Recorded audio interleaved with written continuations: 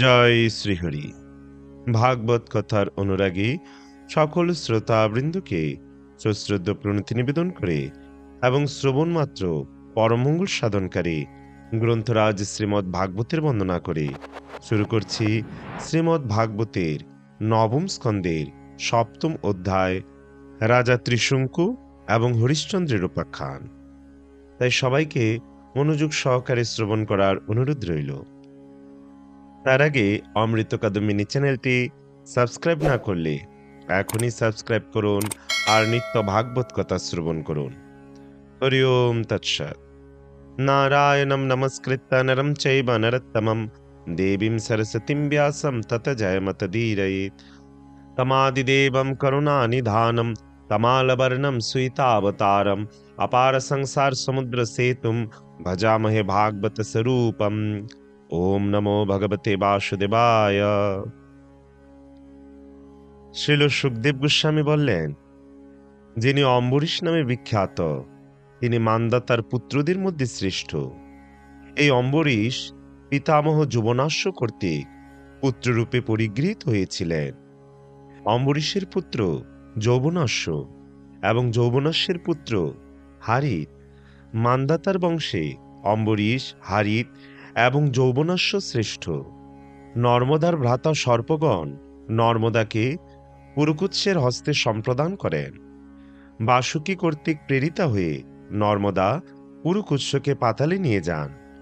রসাতলে পুরুকুৎস ভগবান শ্রীবিষ্ণুর শক্তির দ্বারা আবিষ্ট হয়ে বদার্হ গন্ধর্বদের সংহার করেছিলেন। পুরুকুৎস সর্পদের কাছ থেকে এই বর লাভ করেছিলেন যে এই ইতিবৃত্ত স্মরণকারীদের সর্পভয় থাকবে না। পুরুকুৎসের পুত্র রসদস্যু, যিনি ছিলেন অনরণ্যের পিতা। অনরণ্যের পুত্র হর্যস্য প্রারুণীর পিতা। প্রারুণ ছিলেন ত্রিবন্ধনের পিতা। ত্রিবন্ধনের পুত্র সত্যব্রত, যিনি ত্রিশঙ্কু নামে বিখ্যাত হয়েছিলেন। এক ব্রাহ্মণের কন্যার বিবাহের সময় তাকে ত্রিশঙ্কু হরণ করেছিলেন বলে তার পিতা তাকে চণ্ডালত্ব প্রাপ্ত আর অভিশাপ দেন। পরে বিশ্বামিত্রের প্রভাবে তিনি সশরীরে স্বর্গে গমন করে দেবতাদের প্রভাবে তিনি অধপতিত হচ্ছিলেন, কিন্তু বিশ্বামিত্রের তপবলের প্রভাবে তিনি অধপতিত হননি। আজও তাকে নতশিরে আকাশে ঝুলতে দেখা যায়। ত্রিশঙ্কুর পুত্র হরিশ্চন্দ্র। এই হরিশ্চন্দ্রের নিমিত্ত বিশ্বামিত্র এবং বশিষ্ঠের মধ্যে বহুবর্ষব্যাপী যুদ্ধ হয়। তারা পক্ষীতে রূপান্তরিত হয়ে পরস্পরের সঙ্গে যুদ্ধ করেছিলেন। হরিশ্চন্দ্র নিঃসন্তান ছিলেন বলে সর্বদা অত্যন্ত বিষণ্ণ থাকতেন। তাই একদিন নারদের উপদেশে তিনি বরুণের শরণাগত হয়ে তাকে বলেছিলেন, হে প্রভু, আমার কোনো পুত্র নেই, আপনি কি দয়া করে আমাকে একটি পুত্র দান করবেন? হে মহারাজ পরীক্ষিত, হরিশ্চন্দ্র বরুণের কাছে প্রার্থনা করেছিলেন, হে প্রভু, আমার যদি একটি পুত্র হয় তাহলে সেই পুত্রের দ্বারা আপনার সন্তুষ্টি বিধানের জন্য আমি একটি যজ্ঞ করব। হরিশ্চন্দ্র সেই কথা বললে বরুণ উত্তর দিয়েছিলেন, তাই হোক। বরুণের বরে হরিশ্চন্দ্রের রোহিত নামক একটি পুত্রের জন্ম হয়েছিল। তারপর পুত্রের জন্ম হলে বরুণ হরিশ্চন্দ্রের কাছে এসে বলেছিলেন, এখন তোমার পুত্র হয়েছে, এই পুত্রের দ্বারা তুমি আমার যজ্ঞ করবে বলেছিলে, অতএব এই পুত্রের দ্বারা তুমি আমার যজ্ঞ করো। তার উত্তরে হরিশ্চন্দ্র বলেছিলেন, পশু জন্মের পর 10 দিন গত হলে পশু যজ্ঞের উপযুক্ত হয়। 10 দিন পর বরুণ আবার হরিশ্চন্দ্রের কাছে এসে বললেন, এখন তুমি যজ্ঞ করো। হরিশ্চন্দ্র উত্তর দিয়েছিলেন, পশুর যখন দন্তোদ্গম হয় তখন তা যজ্ঞের জন্য পবিত্র হয়। দন্তোদ্গম হলে বরুণ এসে হরিশ্চন্দ্রকে বললেন, এখন পশুর দন্তোদ্গম হয়েছে, অতএব এখন যজ্ঞ কর। হরিশ্চন্দ্র উত্তর দিয়েছিলেন, যখন দন্তসমূহ নিপতিত হবে তখন এই যজ্ঞের উপযুক্ত হবে।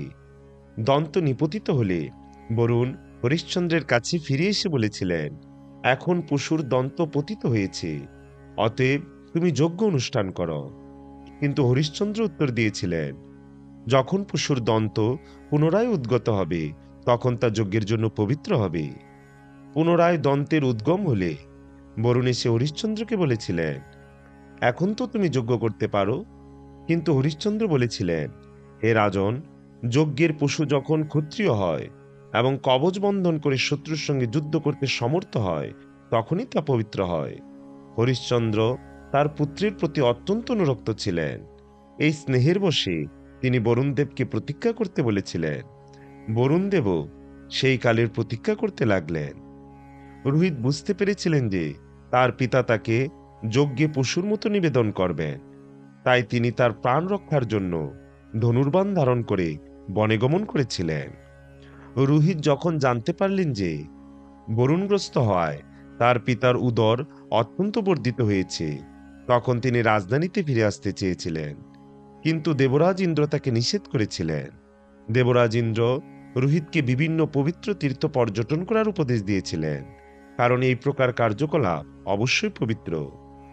সেই উপদেশ অনুসারে রোহিত 1 বছর বনবাস করেছিলেন। এইভাবে দ্বিতীয়, তৃতীয়, চতুর্থ এবং পঞ্চম বৎসর অতিবাহিত হলে রোহিত যখন রাজধানীতে ফিরে যেতে চেয়েছিলেন, তখন দেবরাজ ইন্দ্র এক বৃদ্ধ ব্রাহ্মণ রূপে পূর্বোক্ত বাক্যের পুনরুক্তি করে তাকে রাজধানীতে ফিরে যেতে নিষেধ করেছিলেন। তারপর 6 বছর বনে ভ্রমণ করে রোহিত তার পিতার রাজধানীতে ফিরে এসেছিলেন। তিনি অজিগর্তের কাছ থেকে তার মধ্যম পুত্র সুনৌষেবকে ক্রয় করেছিলেন এবং তাকে বরুণ যজ্ঞে পশুরূপে নিবেদন করার জন্য তার পিতা হরিশ্চন্দ্রকে প্রদান করে প্রণাম করেছিলেন। তারপর ইতিহাসে মহৎ ব্যক্তিদের মধ্যে প্রসিদ্ধ রাজা হরিশ্চন্দ্র নরমের যজ্ঞের দ্বারা বরুণ আদি দেবতাদের প্রসন্নতা বিধান করেছিলেন। এইভাবে বরুণের অসন্তোষের ফলে তার যে উদরী রোগ হয়েছিল, তা থেকে তিনি মুক্ত হয়েছিলেন। সেই নরমের যজ্ঞে বিশ্বামিত্র হোতা, আত্মতক্তজ্ঞ যমদগ্নি, অধবর্জু, বশিষ্ঠ প্রধান ব্রাহ্মণ পুরোহিত এবং ঋষি আয়স্য সামবেদের মন্ত্র উচ্চারণকারী উদ্গাতা হয়েছিলেন। হরিশ্চন্দ্রের প্রতি অত্যন্ত প্রসন্ন হয়ে রাজা ইন্দ্র তাকে একটি স্বর্ণ নির্মিত রথ উপহার দিয়েছিলেন।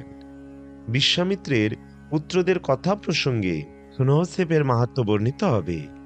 সস্ত্রীক রাজা হরিশ্চন্দ্রের সত্যবাদিতা, ধৈর্য এবং সারগ্রহিতা দর্শন করে বিশ্বামিত্র তাকে মনুষ্য জীবনের উদ্দেশ্য সাধনের জন্য অক্ষয় জ্ঞান দান করেছিলেন।